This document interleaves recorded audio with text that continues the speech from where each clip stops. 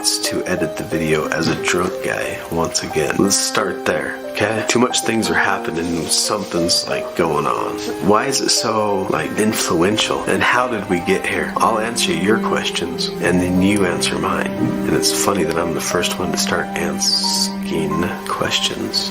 Yeah.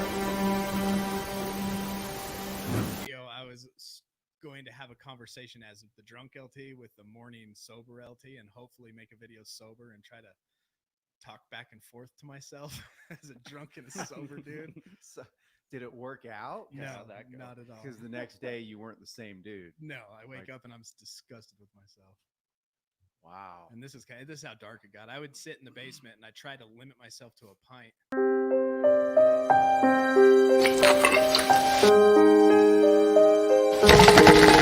Boring. Welcome to 16 shots in 20 minutes.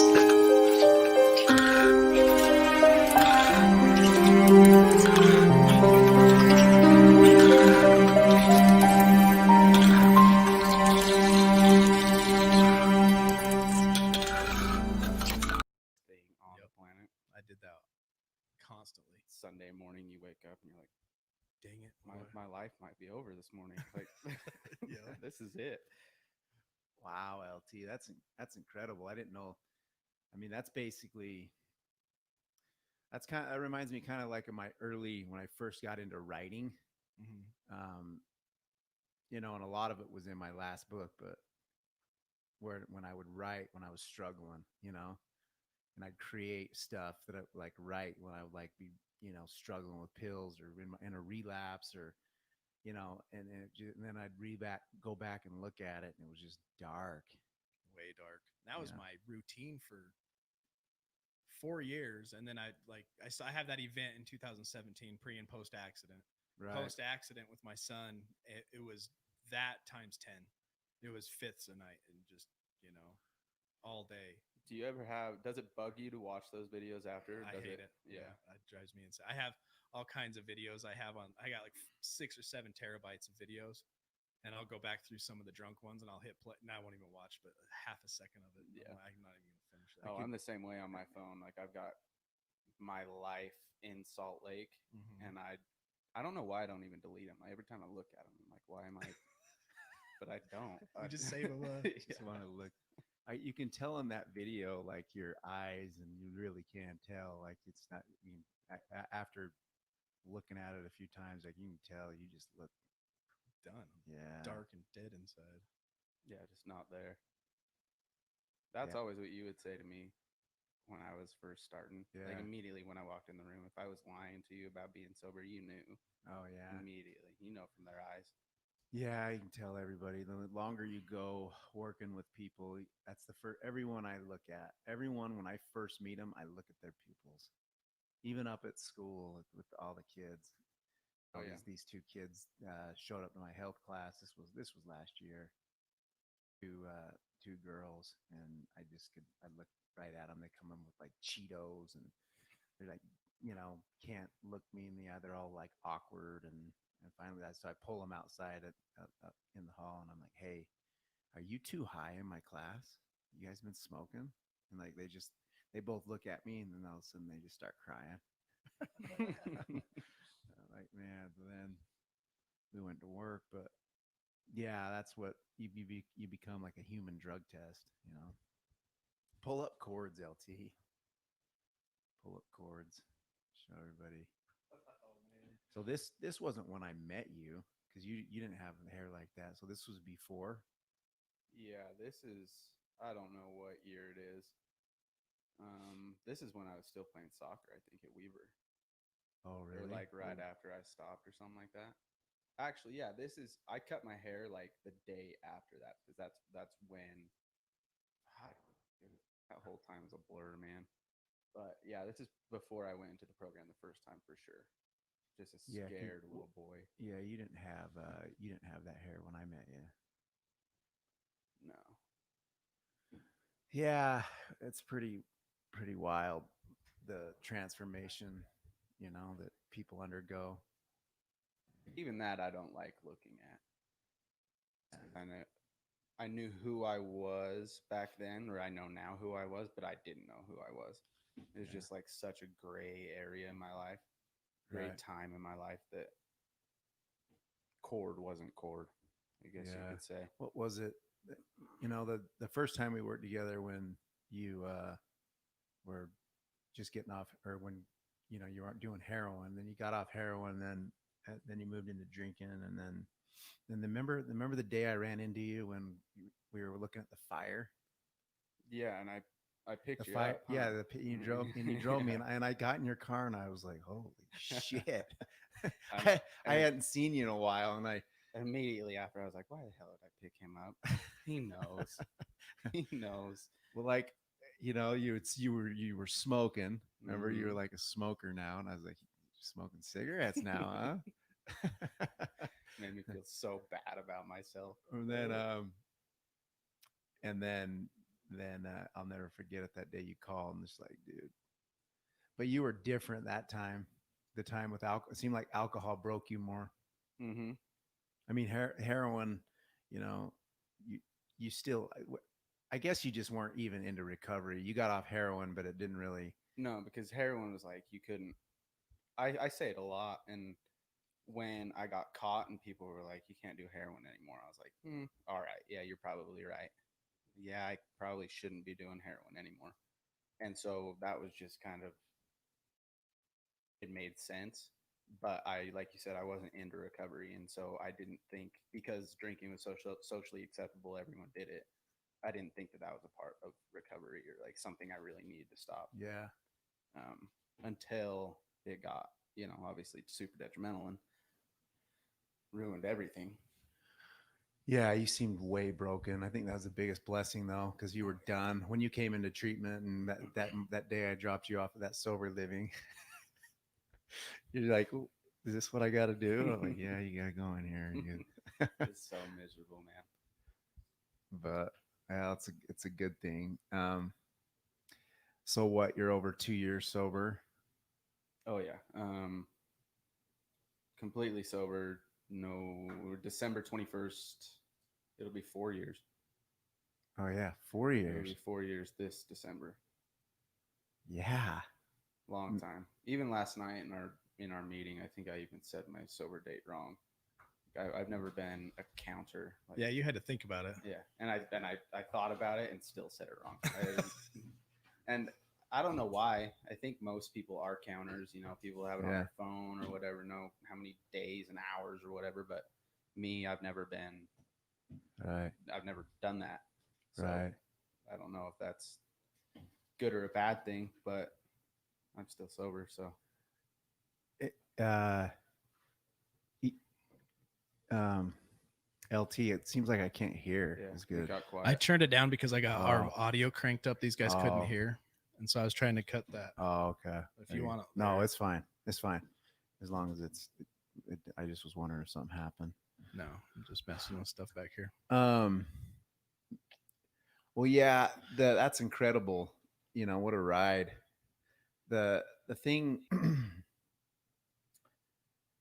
that I've always admired about you, and I still see you do it, and I've seen you get it into your hobbies. So a lot of people know I still can't get back into my hobbies. You know what I mean? And I want to talk a little bit about this with you.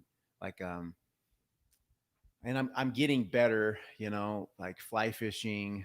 I'm getting better because my sons, and to give the listeners some background, it's all the hobbies I used to do high or were linked to partying, like skiing, skiing, going up on the gondola, smoking weed, taking pills, and sitting in the bar afterwards and drinking and popping pills in the bar. I mean, it's not, now when I go skiing, I don't want to go skiing. Yeah.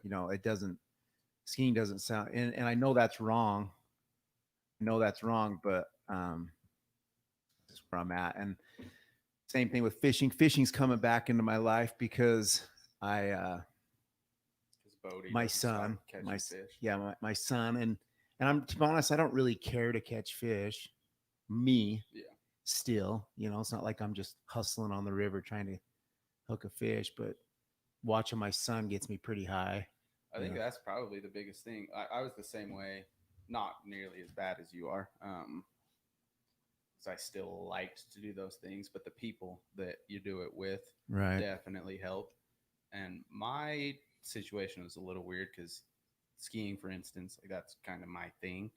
Um, and the people that I did it with, high or drunk or whatever, are still kind of the same people I still ski with, Right. but it's almost like they just kind of grew up a little bit more with me. And so we just kind of don't do it anymore, or they just respect me enough not to do it with me. But then it just allows us to charge harder. Like I think we've all matured enough to realize that we're skiing too hard to be intoxicated while we do it. And so it's just kind of morphed into something that is smarter, I guess. I don't know. Yeah. Like regular, and I don't know. I have a hard time talking about this because regular skiing isn't my skiing or my buddy's skiing. Like we're not your typical Hit the groomer. Yeah, no. Like every time we ski, it's pretty like something bad could happen if you go down. If you're not sober. Yeah. So we charge pretty hard. So I think all of us just kind of realize time to slow down in that area of our life, and we can still charge if we're sober. Yeah. But fishing for me is still a little bit of a struggle. But actually just this last weekend in Jackson, it kind of fueled another fire in me. I spent like 4 days floating the snake and didn't have anything. And that kind of revived it, I guess. Right. And that's probably just because I got spoiled floating the river. Like I'm not walking and wading, which is not my forte anymore. But yeah, brought up a little bit. Yeah. Yeah, that's where I'm at. I'm trying to get, because what we promote in here, and it's interesting, I promote it so heavily, is the spiritual work. It's all spiritual work that's attached to it all, right? Like, so fishing should be the greatest spiritual work. I did it with my old man. Mm-hmm. And and now I'm doing it with my son, and skiing the same way, going up skiing, having beautiful conversations, enjoying scenery, all these things. Like I preach, but then when I'm actually doing it, I'm not motivated to like get back into my hobbies, and it could be because life gets in the way, and I want to blame it on that, and I'm busy and all these different things. But yeah, I definitely looked at any excuse to complain about why I don't like to fish anymore, or why I don't like to do whatever said thing is. But it definitely helps looking at it from, like you said, you don't care to catch fish really, but it helps to look at it from a different perspective as I'm here for spiritual work. Yeah. And then it just kind of turns into something, whether you get into that meditative state where that's all you're thinking about. Right. You could care less if you're fishing or not. Right. Yeah. I talked about this the other night in group about placing. So I'll place expectations on myself, like, me and my dad and my son go fishing, right? And I'm not that proactive. When we go, I'm like, I'm just kind of there. I'm a little flat, and so then I'm like mad at myself because I should be more fun. This is so awesome with my son. Why don't I enjoy this more? Why isn't this? Why do I feel insecure and not like I'm being a good dad? You know what I'm saying? And all these different things. But recovery is a trip, because you don't only recover, getting sober is like the easy part, but then like learning to enjoy life. And I don't know if that was an LT, you might have something on this. It seems like people that mess around with amphetamines, so like I was an amphetamine too, like doing Adderall really hard and stuff like that. And it'd be interesting to know if I believe this to be true, but I don't know. But it seems like amphetamines, meth, people that use those uppers hard like that, and then they get sober, it seems like their mind, they struggle more with the flat mood, where they're just, life's kind of flat, nothing's too enjoyable. And I always wondered if that was Adderall, linked to like my Adderall abuse. You know what I'm saying? Oh, sure. Yeah, I wouldn't doubt that at all. Because it seems I was never an amphetamine guy. Right. And I'm already so wound up. most of the time anyway. Right. So opiates were my thing because it would slow everything down, and even alcohol, like it would relax me a little bit. But now I probably don't have as bad of an issue with it because I'm just right back up to my ramped up self. Right. Yeah. So I liked, it's interesting. I got addicted to opiates from amphetamines. So like I always liked it. I always liked opiates, but it was when I would take amphetamines and the come down hurt so bad in my brain that I need it pretty soon. I found out that opiates helped me to, so like if I took amphetamines all day till 3:00, it was my kind of my routine up when I was, years ago. I'd take amphetamines all day till 3 or 4, and then around 4 I'd go to opiates to take me into the night, and then some Xanax to sleep or Valium or whatever. But like, and if I didn't have that opiate at 3 or 4 to come off, dude, it was like crazy. Like I remember thinking, like, I understand how people rob pharmacies. Like, I now know. And not that I ever thought about robbing a pharmacy, but like I went to some pretty crazy, calling people in my family looking for opiates, calling my grandparent, calling my mom, because it hurt so bad to come off those amphetamines. And I just wonder what meth is the same way. Cause when you remember that chart you drew about you get high and and it gets, it flips upside down. Yeah. With meth, you get that first high and it is insane. You're 4 or 5 days, just balls to the wall.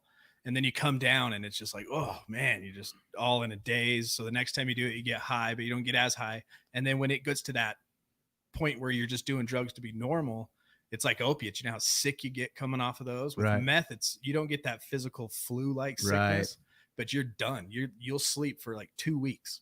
Yeah. And the fear of closing your eyes, and like, that's what I remember seeing when I was in my meth addiction, was people, you remember, when you have children, they're like 1 or 2, and you see they're tired, but they're shaking their head trying to fight sleep. Yeah. I seen adults and myself do that with meth. You're fighting sleep, and at some point your body even is shutting down. You're trying to stay high, but you're done. Oh, it's insane. And that's why you go rob people. That's why I got a burglary felony on my record, Wow. So just because you were scared of sleep? Yeah. You're going to miss something. Well, you're not high. You want to keep staying high. That's it. That's interesting. You bring that up, LT, because I think that's why I needed the 3 or 4. I wasn't going to be able to be high anymore going into the night.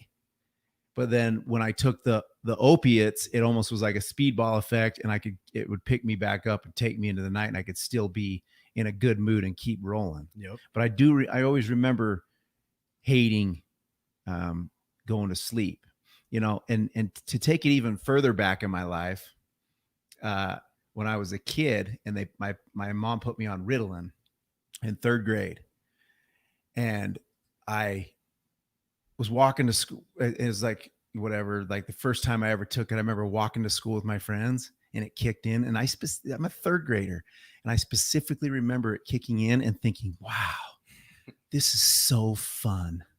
This is so." And I remember I forgot to take it one morning.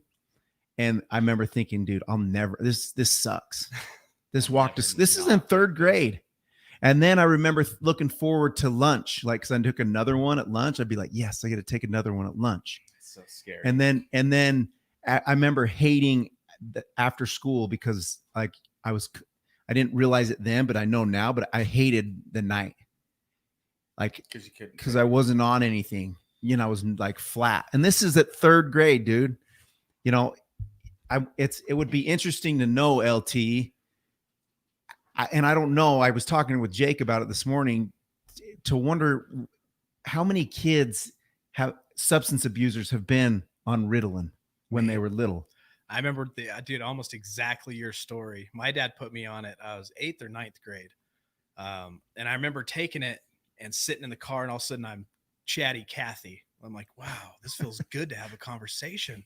I feel so nice right now, And the same thing. And if you look at my school grades at that point too, because I didn't actually do the one where you take it at lunch. I just took a big, huge one in the morning. Right. And so I think it was like science, history, and some of those first classes, straight A's. After lunch, I'm sleeping on my desk, down, just depressed. And Yeah. so it was like straight A's, F's. I don't from Ritalin. I don't know, I don't know. I'm just talking on this subject from my experience. It'd be interesting to know, because and again, anyone who's listening can jump in the comments, but Travis says he's been on Ritalin. Yeah. Hello, Travis. Bueller? I miss you. Oh my goodness. It's been a long time, buddy. You need to come check out our spot. Wes says you got some addictive behavior in the 3rd grade. So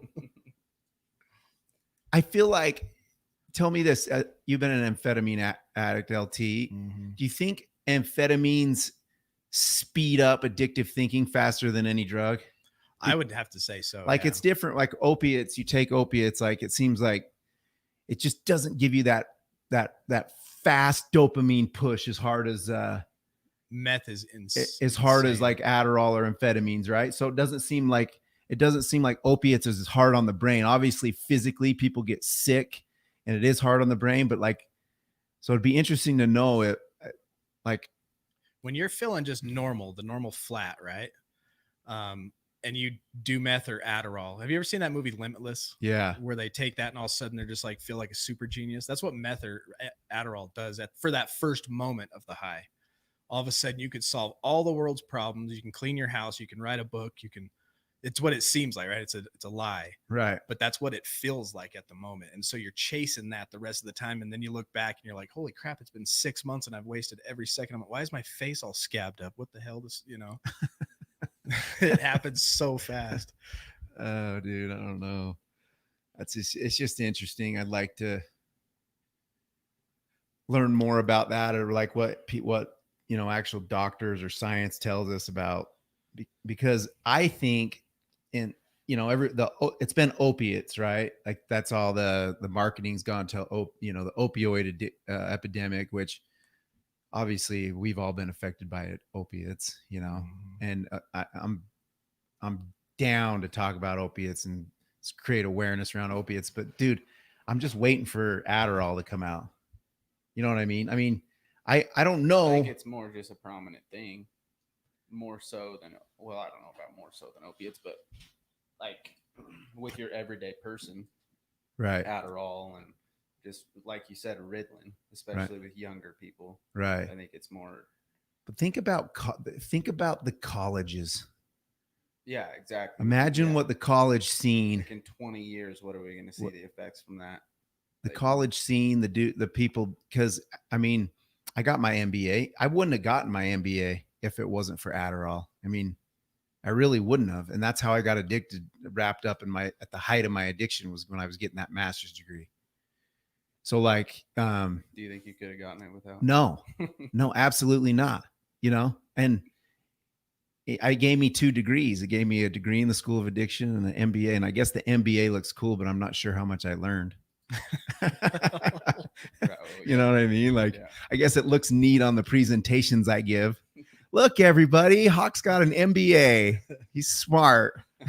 I think that the Adderall and meth, meth people become such shadow dwellers, and you really can't die from meth, like overdosing, Right. I remember one time I took way too much. I had this huge pipe loaded, this big glass pipe loaded, and it was one of the, score days. So it was overloaded and it was like clogged, and I sucked it. And I not only inhaled the smoke, but all of it went in my mouth and I swallowed it. And I remember just like getting dizzy, and I fell asleep for like 2 hours. And then I woke up and I didn't sleep for another like 4 days. Where if you accidentally do that kind of stuff with opiates, right, or heroin, you're dead, or you're getting those shots from whatever they're called. Yeah, to bring you back. Narcan. Yeah. I don't know, man. And I've seen in my years of working with people, like I've seen a lot of meth and seen some. Meth's tough. Like I've seen a lot of Adderall, worked with a lot of people with Adderall, dude. And people who are taking that in high doses, it messes their brain up, you know, and I have so much, I get it. I get that. And then the thing with Adderall is it's so linked to work. So a lot of people at the beginning, they worked really well. They did really, so then all of a sudden it wasn't working. Like it stopped working with me. Like I couldn't maintain my life. And then you got to stop and learn to work all over. Like you have, I remember going to work up at Huntsman, and when I was getting sober, and get to my desk and be like, I cannot send out an email. I can't even turn on my computer. Like I literally was just, and so I remember I'd be like, all right, I'm going to send out this email. I'm going to walk down the stairs. I'm going to go outside and I'm going to talk to God for 15, and I'm going to meditate and ask God to help me. And I'll go send another email. And I literally had to learn to work. I remember and going to meetings, relearning to go to a meeting without any substance in my body and having to talk in front of people. I couldn't. I sat in a meeting. I had to go over this like agenda, and like I couldn't talk. It was, and I'm around smart people that are way smarter than me, and I'm already just this dude, you know. And I remember it was humiliating. But that's another thing that's tough with the amphetamines, because I mean, imagine the construction worker who does meth, right? Mm-hmm. And whatever that feeds maybe a little bit of his performance. What would you say, LT? Yeah, and the thing we noticed, I used to do stucco, right, when I first got out of jail. And when we would do meth and work, you would spend too much time on something that needed to only happen in a half a second, you know, cut, bend, move on. But you'd be like cutting it just perfect. 45 minutes later, you're still working on this little corner and thinking you're doing something amazing. Well, oh yeah. I used to clean out my inbox of my emails and just for hours, perfectly organize it, you know, like, but yeah, you're not getting anything done, working 10-hour days. And that was tricky, because that it was weird at Huntsman. I felt like I wasn't working because I like couldn't stay there as long. And when I was getting sober, you were just there. But I actually was working way better, because I was be like, go around and talk to people. And I was like building relationships with people. And then next thing you know, I was like getting invited to meetings, and like people liked me. As opposed to this little dude, this dude who's just wrapped up, you know, just zinging out. I mean, you don't have no light, you know. I didn't have any like light. You were just scared of everything. Yeah, scared of everything. Had to take a pill before every meeting. No confidence. Oh yeah, I remember just being, if I would be scared not to have a drink. Or like before bed, like I cannot go to sleep until I have this, or I cannot go to work, or I couldn't drive. Yeah. Until I had a drink. Mm-hmm. Yeah. That's that. So you're drinking to feel normal. Yeah. Or stop shaking. Yep. Immediately out of bed. Yeah. Yeah. Just everything revolves around fear. Yeah. Fear of getting caught. I mean, getting caught drinking and driving. You know, fear of you're going to start shaking here in the next 20 minutes if you don't have another shot. I mean, it's literally everything revolves around that. But I think it is interesting what you said, like what we're going to see in the future from Adderall users, or how gnarly it is. But I think it's more interesting to see, or to think about, like how young kids are going to react. Like the younger they're starting younger and younger, right? Yeah. But like you guys said, when you started Ritalin in 3rd grade, right, that obviously, to me at least, kids drinking before they're 21 rewires your brain. You're an alcoholic, right? I mean, it would be hard for me to believe that taking Ritalin in 3rd grade didn't rewire your brain to be an addict already. Yeah. Well, I remember the first time I took it, when I was playing pro ball, the first game I played in, I had the night off, and I'll never forget, this dude was throwing a no-hitter.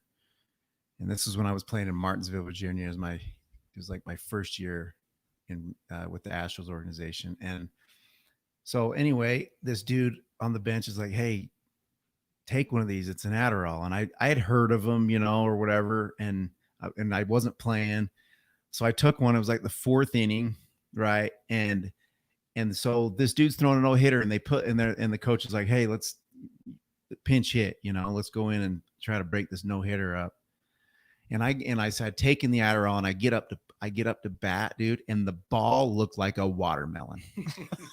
It did. I was not. Dude, I was so dialed in, fouling it off, just unbelievable. I ended up hitting a double. I hit a double, break up the no hitter, get to second base. Next pitch, steal third. Just confident as ever, and that was it. Oh, yeah, that was the last time I played a baseball game without taking an amphetamine. Greatest athlete in the world. Or at least trying to get an amphetamine. If I didn't, some days I couldn't get them, but that was it. And I wasn't going to do it. That was too fun, and then it got out of hand where, start snorting them. And then, then it enhances the party scene at the end of the night. You can drink more on amphetamines. So then you go to the bar and you can drink more, party more, stay up later. And then that cycle just rolled. And so, yeah, but I agree. I want to create awareness with our nonprofit around amphetamines for sure. Especially here in Ogden. I know Ogden is this is where I ran and did all my amphetamine. My meth addiction was right here in Ogden, and it's huge around here. Right. Ground zero is what they used to call it. Really? Yeah. They got a strike force dedicated to it. It's pretty bad. Man, it just everybody that I've seen that gets into that, it seems like they go crazy. Especially if they slam. If they finally shoot it up, that's another level of meth addiction that really a lot of people I think that's the same thing with opiates too. Yeah. If I didn't go to jail the day that I went to jail, I was days away from slamming. No doubt about it. Wow. Yeah, weird things. Yeah, I don't know, man. I want to amphetamines. Amphetamines is tough with people in our little outpatient though.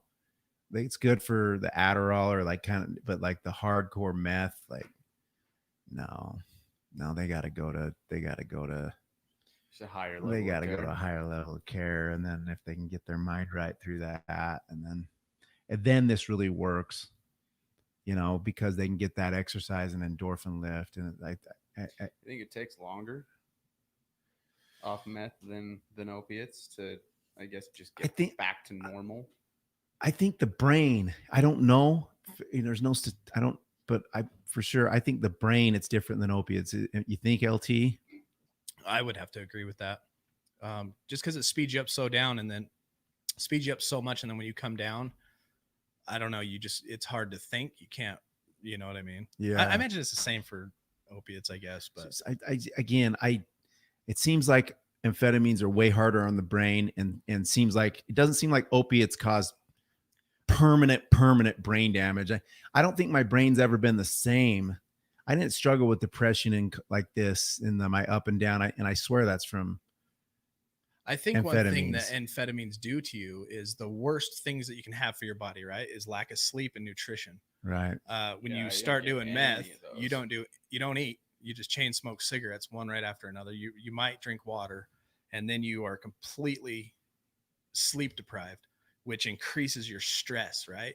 And then your stress on top of that is paranoia. And then everybody in your circle in a meth addiction is a liar. You cannot trust anybody. Wow. They'll steal stuff from you and then help you look for it. And, there's just this whole, everything about what it does to you physically ages you 3 times as fast.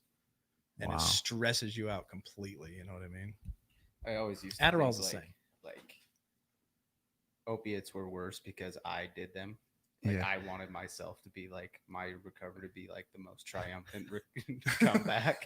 Like amphetamines aren't nearly as bad, but now I'm being told otherwise. Right. Well, no, it's all the same. It's all the same. It's just, it's cool to be talking about it because Adderall, man, I want to make anybody who's listening or struggling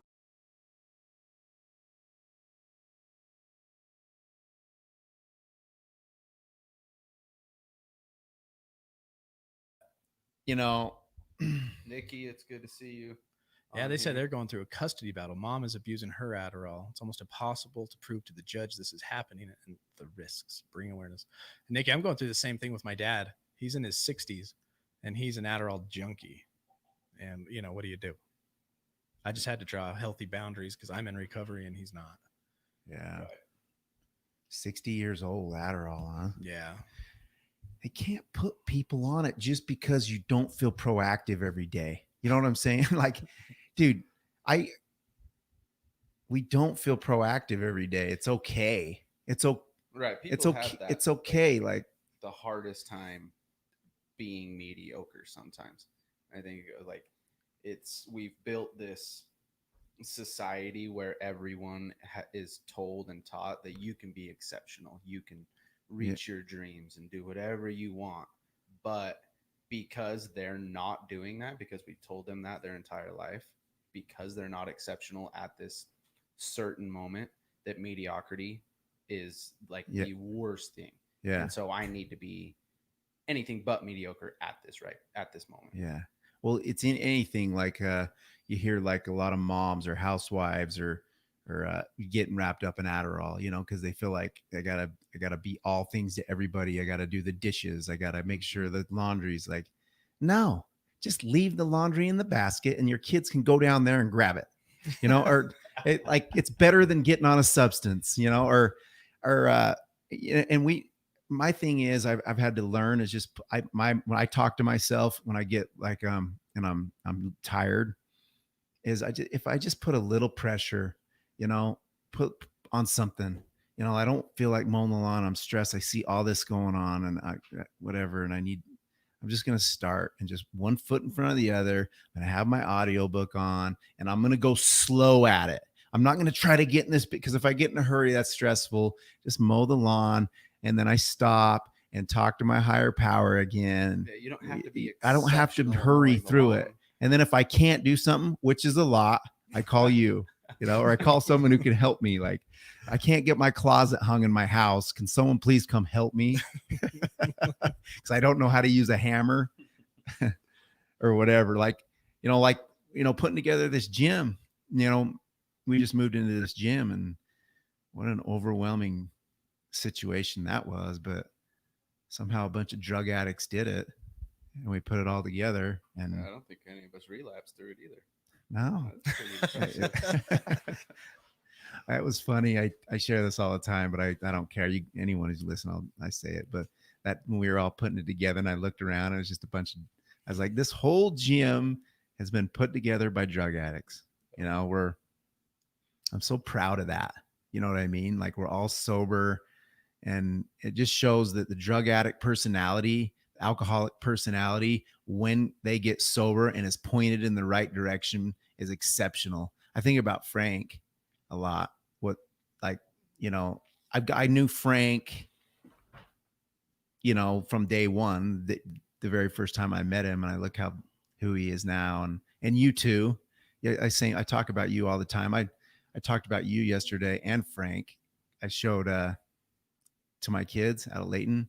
I showed the videos of you lifting and the before and afters, and just talked about like your guys' student to coach and how you guys are help running this program, and it's cool because it's a beautiful personality. Would you guys agree?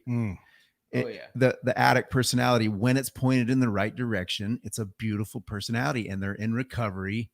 Nobody gives a shit more than the recovering substance abuser about how they act. You know? No, and we're so acutely aware, I think, of like our own character flaws, and that we're almost there's like this nervous feeling, I guess, for lack of a better word, of not being like doing what we're doing. Right. But then, like, to me, I always want to use the word selfish, and I know there's a better word to use, but I'm too dumb to think of something else. But like, because I am a drug addict and an alcoholic, it's like, watch me do this. I'll bet you couldn't do this. Right. You know what I mean? Right. So I think it's a cool thing to be drug addict. Well, yeah, that's what we're saying. Well, no, it's cool to be in recovery. You know, people people often get ashamed or they're scared to let people know I that they have had this struggle. I mean, that was me when I first, you know, I had this thing built out when I first came home and was dealing with all this. I was like, I can't tell anybody. No, everyone thinks I'm this cool baseball player, and you know, I'm such a neat.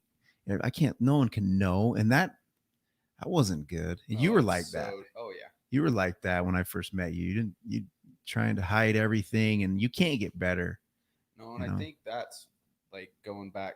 We talk about how that feeling like you're special Yeah. is so dangerous, and I Yeah. think that's what I was in because Yeah. like I was growing up, I was good at everything. I achieved all these athletic whatever awards or Right. accolades and everything. And so when I was first getting sober, I was the same way. Like people, what are they going to think of me? Yeah. I'm Like, special. Like. yeah, I'm Cord. Yeah. Like people Yeah. have to continue to know that. And so like, Yeah. Dustin, I'll come to the gym, but can I duck when I'm in your car? Yeah. Or, Like, yeah, I don't want to be riding around with you. Yeah. No, the I'm special thing, dealing with that ego and not letting that out. Because I realized that other people don't care about me. Like, as far as like, I think people are thinking about me. So I used to think that it was bad. I'd be like, but then people got their own stuff going on. Yeah. You know what I mean? Like, it was, you know, and it ties in with self-pity, and it's obviously selfishness. But I used to always think like, you know, people were thinking about me. Like, no, they're not. No, Nobody's thinking. No one's. You're not that important. Yeah, no one's thinking about me. They got their own stuff, and they have problems too. Mhm. I mean, I used to think I'm so different. I'm the only one. Why am I the only one that's like this? I used to do it with my wife. You know, why, honey? You know, like this is, you know, I remember she said to me one time, she's like, "What? Do you realize that all you ever do is talk about yourself and you never wonder what me and the kids are doing?" Dude. And I remember I got pissed, like thinking, and then I thought about it, and it was true. And I said, that is not the type of man I'm gonna be. Oh no. You know, I'm not gonna do that. Manipulating everyone to make them feel sorry for you. Right. You would skew any conversation. It didn't matter what it was about to try to make someone think that it's about you or Right. that to feel sorry for you or whatever. Right. Yeah. Because you are the most important person on the planet. And everyone needs to know that. Yeah. It's crazy, dude. It's no wonder this is Cord's mom. Oh, really? Yeah. She's talking about when we first met, she didn't want anybody to know that you were struggling. Yeah, which is common, Chris. I mean, I don't think my mom did either. She tells a story when I got my second surgery, I think, after I had gone through heroin. Right. And we were in Just when you got your shoulder surgery? I think so. Yeah.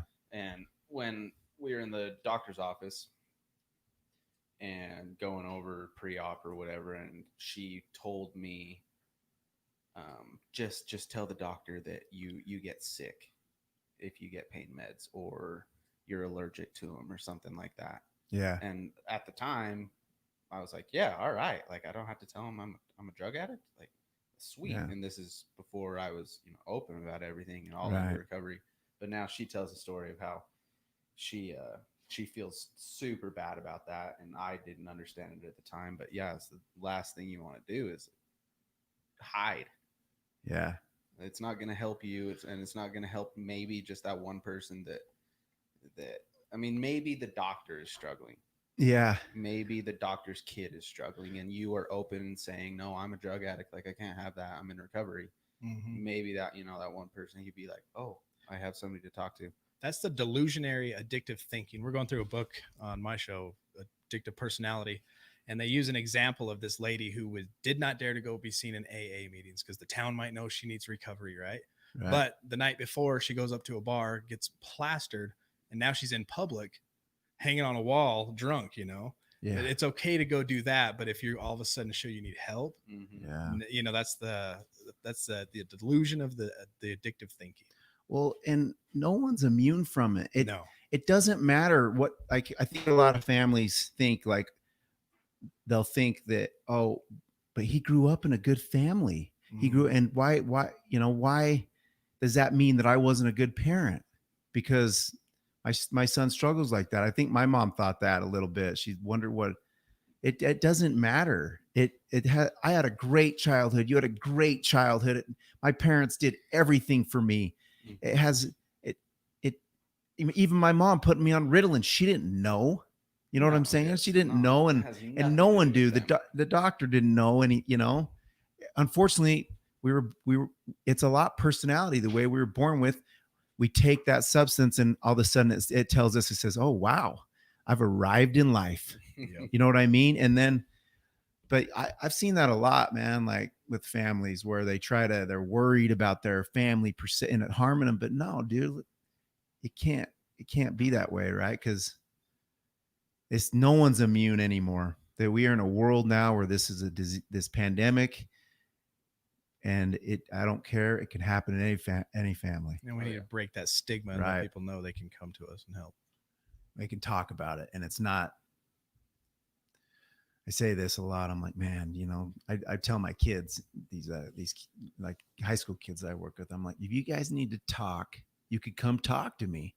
And I'm like, nothing would shock me, because like nothing can shock me. Yeah. Like I can help you, you can tell me stuff and I could help you. So if you guys need to talk, come talk to me, because it ain't gonna shock me. Do they ever come talk? I've had kids. Yeah. I mean, last year I helped a lot of kids quit smoking weed, They never thought they could talk to a teacher. And I'd be like, well, how many days you got? I just talked to them. Like, I got 5. All right, well, let's go. Let's start, and you need to check in with me every day. And then, so, I'm working with a kid right now on the, kind of on the football team. Same deal. I mean, he can't believe that he could like come talk to me and say, yeah, I screwed up. I smoked last week. And like, I'm not going to kick him off the team, and maybe that's a good reason why I'm the strength coach, and, not the head coach or whatever. But I can, and that's what I want these kids to know, and anyone to know. It's like, this ain't easy, How you like being a coach? How you like working with kids? It's so fun. I mean, they suck a lot of the time. If I'm being honest, but so did I. Yeah. It's so funny working with them, and then your other coworkers. Like, you'll be sitting there getting so mad at a kid for being a little shithead. Right. But then if you actually have the capacity to tell yourself, that's me, back in the day, like, you're so hypocritical, and then it's just cool. It's cool to be able to sit down with them. And the same thing with you. Like, if they actually come talk to you, and you say something and not scream at them or whatever, right? Like, it's a cool feeling to be able to actually have a good conversation with them and maybe say something that makes sense. Just think, I've loved going in the direction of working with kids, because you really do. And some days, I before I start school, like, school's a grind, this teaching gig, like, and kids are hard. They don't listen, and sometimes they're little shits, to you. I mean, that was hard when I first started working with them. Like I feel like I'm giving them something, and then they'll be like, they're just like, I can tell they're not listening. I'm like, bro, what are you there? Like, yeah, like, it hurts. Like, I'm special. You're not listening. I'm Dustin Hawkins. You know what I mean? But dude, you have I'm getting emails, from these kids saying, like, just the stuff, and how it impacted them and I'm like, dude, you're really having a chance to prevent it. Yeah. Do you ever know what to say back to them when they tell you that? Like what? Like, I appreciate you, Hawk. Like, I look up to you so much. Yeah, I don't. and I don't man, take compliments very good. no, I not- just have get scared. No idea. Kid did that to me on Friday. Yeah. Walked into the office. He's like, "Hey, man, like I never tell you this, but I just look up to you. Like, thanks for being a homie." And I like You're just kind like, of choke up and want to be like a man and say say some Yeah. good back, and I'm you- crying yeah. in the corner. I say this, just bro. Thank you, man. Yeah. You help me. You're helping me stay sober, man. You know what I mean? I say that a lot. Or That's the cool thing too, is working with my kids, is because they all have struggled with.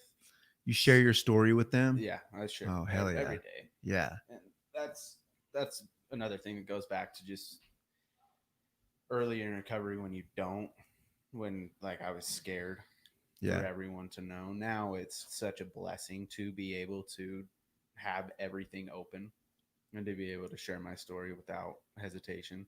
Yeah. Freedom. So, yeah, I look forward to the next person. I'm almost like that vegan that wants to tell you they're a vegan.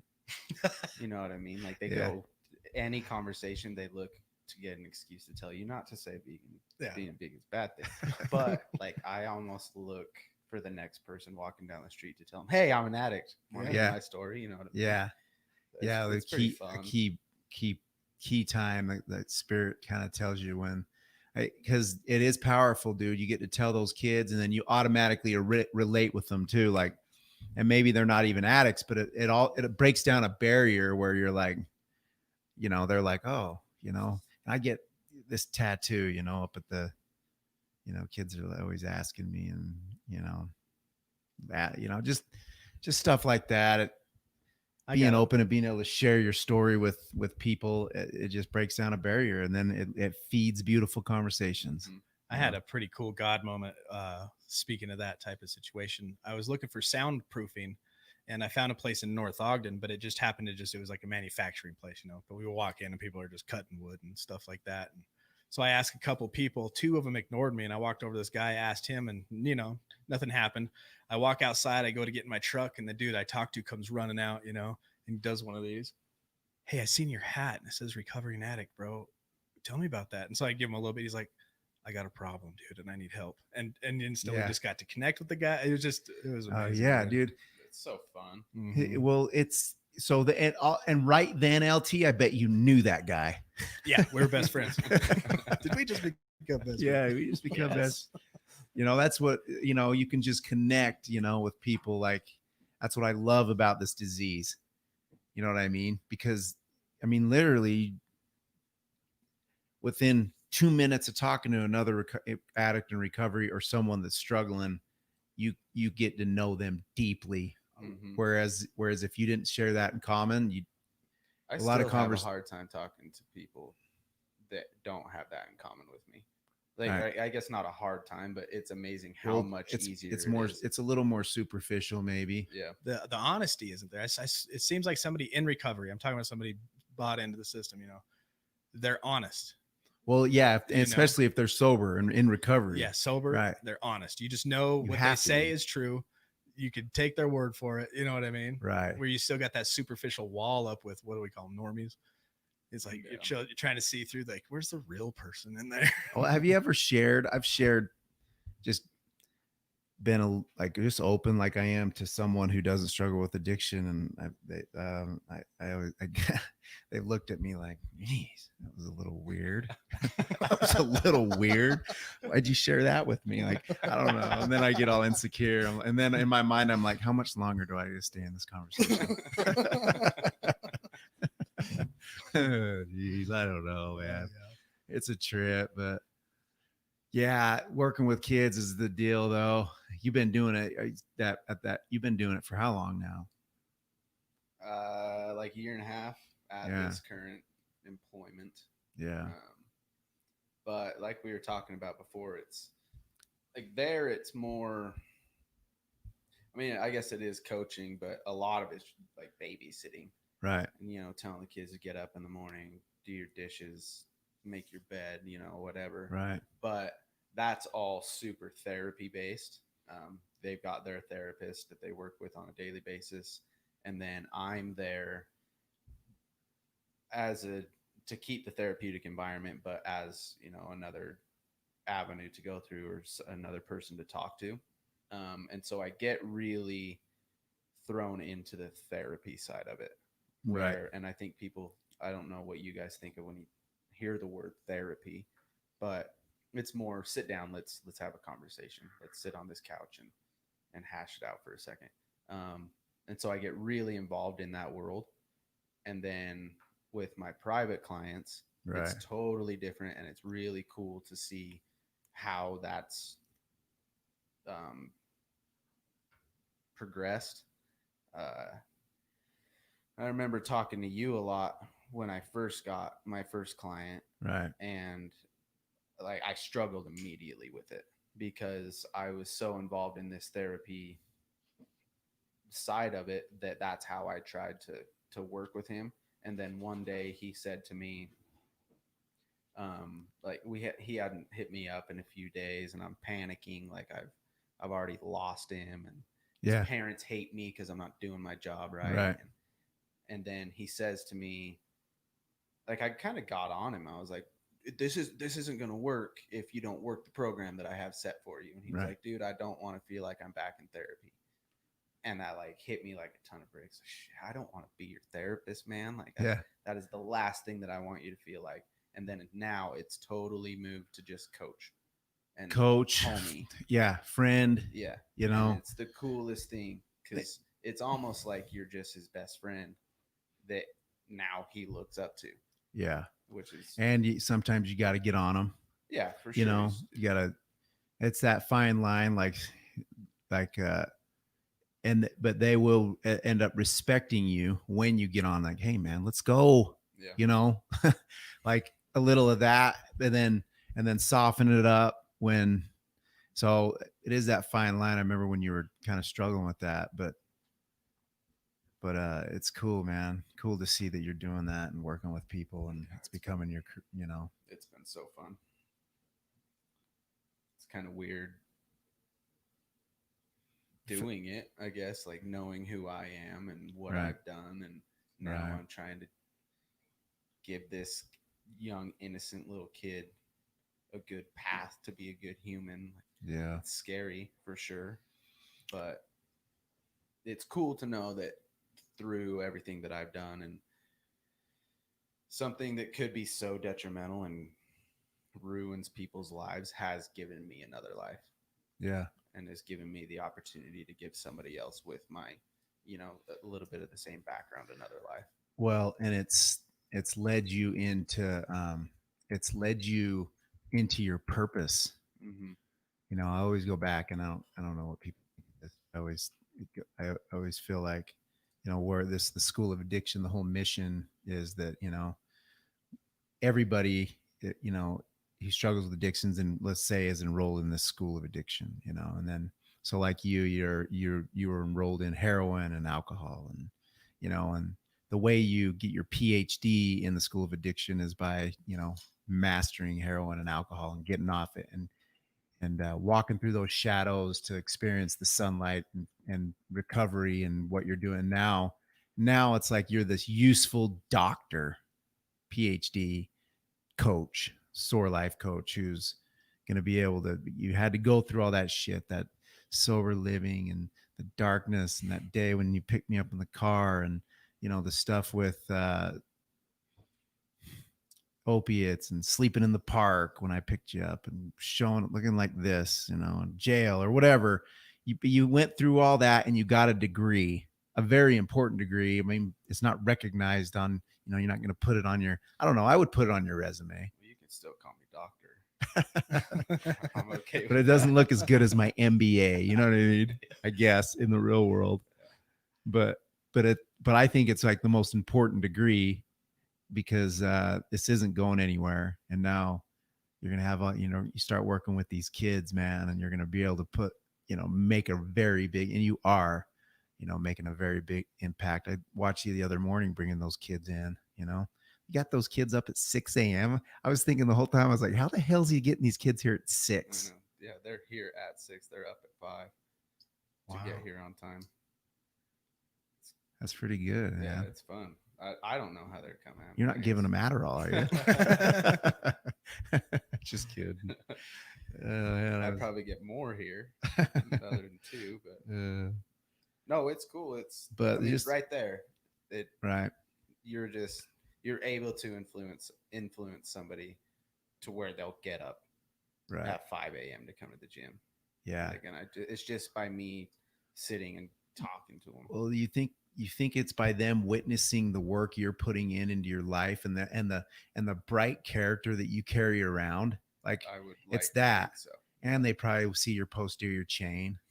Yeah, you know, stare at my back. but that's it. That's it. You walking around, you living it, you coming over yourself, training, and I believe that's why you're finding success in building your little business too, I your think little so, too. career as a coach, because of the hard work you put in. It's not easy to come and train like you do and try the nutrition and the spiritual work and change your thought, and so you've been working hard for a long time now, and it's cool to see stuff starting to happen, and you get your name out there that you're this SOAR life coach. And I think it's just I think you're gonna be able, this is what you're gonna do. I don't know, I hate to paint your life picture, but it seems like, I mean, that is the life picture I'm trying to paint. It's crazy that it's starting to come to fruition. But yeah, I mean, and it's not easy. Like you said, it's not glamorous most of the times. right, And especially right now when it's 100 degrees at 4 p.m. when I come and train. right, It's definitely not fun and sexy.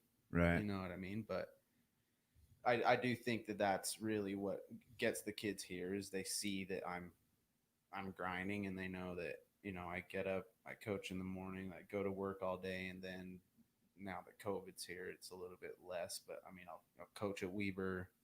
I'm a full-time student. Like, they're seeing that all of these things are possible. And so they kind of want to emulate it yeah. and, almost follow around. So Do as that you're leading by example. You're not a do as I say, not as I do. Or what is it? that's the saying, but Do I think is No, do as I say, not as I. You're being a leader. Be a leader is do as I do, Yeah, isn't it? something. I don't know. Never mind, people. Never mind. We said that. I don't know where I was going. But basically, you're leading by example. You're not telling somebody this is what you need to do, and you don't live it.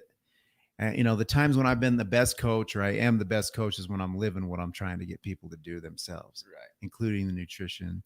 No, yeah, there's this story that I'll keep names out of it, but that I'd love to tell, because working with a couple kids not too long ago. We're sitting there, and a worker that I know has never gone through anything substance abuse wise, and so he's telling these kids basically along the lines of, why don't you just not do drugs? It's not that hard. Right. And it's like the worst thing that you can tell a 14-year-old drug addict. Right. And so he gets pissed off, and this dude that's saying it to him isn't necessarily the healthiest person in the world. And he yells at him, why don't you just stop eating fucking hamburgers? Screams it at him. And I'm trying to be professional and, and not laugh. But I am rolling. I can't handle it. Right. But all of a sudden the dude stopped eating hamburgers. Yeah. And it's like, and now the kid listens to him. And so it's you gotta walk the walk. Yeah. You got to be living it. Yeah. You got to be living it. Especially with drug addicts. Like, like we just said, you can see it in your eyes. You know what I mean? They'll see right through your bullshit. Yeah. If you're sitting there telling them to do something that you're not doing. I've done that, dude. I've been there where I haven't been living, and I relapsed in 2016 even with that, and some other stuff that I've struggled with with some relapse and stuff, and I've been there. I wasn't a good coach. I had to step away. Really, I didn't feel comfortable coaching anybody or working with anybody. Yeah, because it's like I think it does that help you? I mean, we were talking about it last night in the meeting, and you hit a certain point where, like, I don't think I have cravings anymore. I think it's been such a long time where I don't really, it doesn't try to pull me back in to the extent of physical cravings or whatever. But, and so I think you're relatively the same. But I mean, we obviously both get dark, all three of us. Does that level of, like, you got to be sober to coach these sober people or people, does that keep you? Does that, do you think about that a lot? I use this program, and that's what people don't. I use this program more than anybody. Yeah. Like, I started the program for me. I put together this way of life and tried, and then I thought, and then I said, I'm going to I'll show people this. And that's, so, I've always been really open, and, you guys see me in group, Monday nights is I look at Monday nights as kind of my night to just be a student and let someone else run it. And I can, on some level, I mean, so I use the program, but yeah, working with people, that's what I say to anybody. Like, that's why I wear student to coach model. That's why I remember telling you when you first started, I told your mom when we first started, I said, he needs to do exactly what I'm doing. That's how Cord's going to stay sober. And you need to work with people, and so if I can get somebody to become a coach, move well in that gym, learn all the spiritual stuff, and they work with another person and they take that person from a negative to a positive. Are you shitting me? Yeah. That's the greatest high a person can feel. You'll feel that charity stream right into your soul. And I've got you, you figured it out and you like that. And so that's the model here, getting anybody become a coach, man, work with people, put people through the steps, sponsor people, just like the 12 steps is the same model, really. Right, LT? Yeah. I mean, it seems like this works for me. I'm sure it works for a lot of people, but once you learn it and then you teach it, you live it even better. Oh, and yeah. You learn it better. You get a deeper understanding. Yeah. Oh, yeah. I totally agree with that. And you become and then, to answer your question, Cord, the accountability, and I'm not messing around anymore. Like, I want to work with people. I want to keep building this thing. And I'm not wasting time anymore. You know what I mean? Like, on even like working too much either. Like, I'm not going to work too much either. Like, I'm going to work hard, but like, I'm trying to go in the direction where, like, I'm not wasting any time with those kids either. I let a lot of stuff, I got blinded. Those kids and that wife of mine and that family, I'm not messing around with that either. Like, I'm trying to be there, and and I get more stuff done anyway when I focus on my wife and kids. Wherever you are, you know what I'm saying? be there. Yeah. Like, I used to, me and Autumn's relationship for a while was rough. I mean, even after I was getting sober, and then because I just started working too much, I'd go home and get on my computer until midnight and wouldn't even talk. Like, think you're doing the right thing. Come on, I gotta work, honey. Just let me, like, almost self-pity again. Yeah. And then the next thing you know, like, we're not even friends, or whatever. I'm not taking any of that for granted. I learned. That's what I recommend with you, is you keep growing with you as a coach. I set it down. You're going to keep you're busy, dude, but keep those priorities in check, because that's why I relapsed too. Is not keeping that foundation of health in order. Yeah, I do see that happening. I mean, you're getting ready to myself. Yeah. Is because I don't know. It's kind of a weird thing. Like, you think being busy, super busy, doing as much as I possibly can, is like this good, awesome thing. Like, I'm part of the 1% elite people that have so many things going on. Like, look at me. But then you do catch yourself. Right. Like coming home and I'm just so tired. I'm pissed off. I'm mean to Chansey. Yeah. And then she yells at me back, and I'm like, "How dare you? Look I'm at look all how the things I'm doing." It's Yeah. like, so I catch myself all the time, and luckily Chansey's so badass that she calls me out on it. Yeah. But I do fall into I'll come home and I just won't be in a good mood.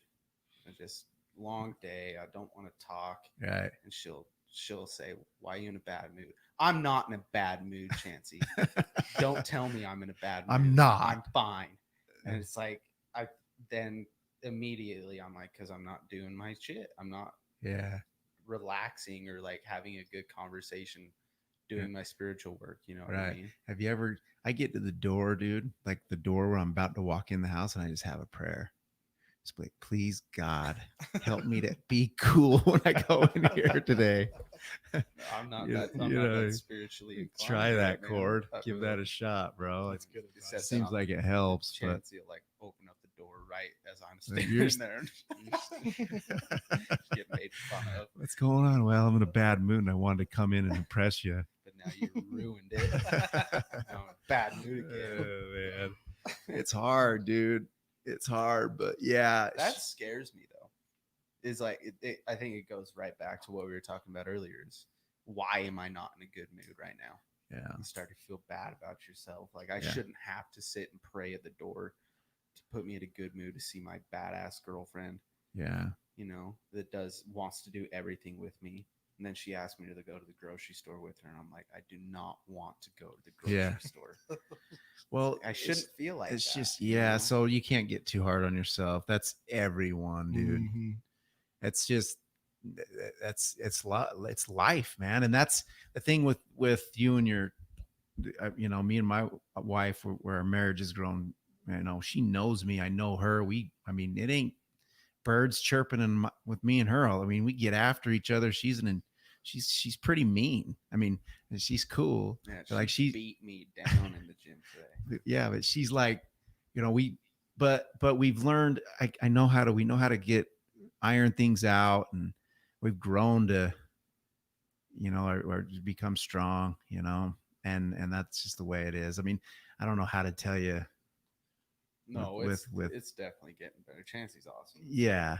I told you you better not screw that up. No, I that's the one thing I do pray for, is that I don't screw that up. Yeah. I can't afford to, man. Yeah. You got yourself a good girl. Yeah, she's pretty elite. When are you gonna get married? Should we talk about that on here? Do you want to? I'm We just can dive kidding. into that. She's just got to say yes. So you've asked her and she won't say yes? No, she says yes, but like not today. Oh. So I'll say okay tomorrow. Like, that is funny. it'll bro. be soon, but it won't be like a wedding. I think one day you'll get a call and be like, "Hey, we're having a party. We got married today." Nice. You do it in your new house. You know, That's a that's small little ceremony or yeah. We something. talked about this. You're gonna marry us. I will marry you guys.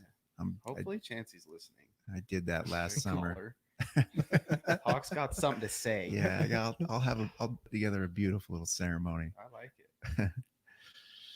Well, good stuff. Maybe we'll get off now. Seems like we've been going a long time and people are probably bored. Probably. Hour 13. Thanks for listening. I got this, my boy Cord. He's the coach in here and one of my best buddies. Thought I'd have him on just to have a good conversation. Thankful for everything that's going on. Nice work in your life. Thank you. You're a badass. A lot of thanks to you. Every Hawk. time you got your shirt off, I just stare at your posterior chain. That's why I take it off. Yeah, geez. Young kids just having a blast. All right. Thanks for listening. LT, you got anything?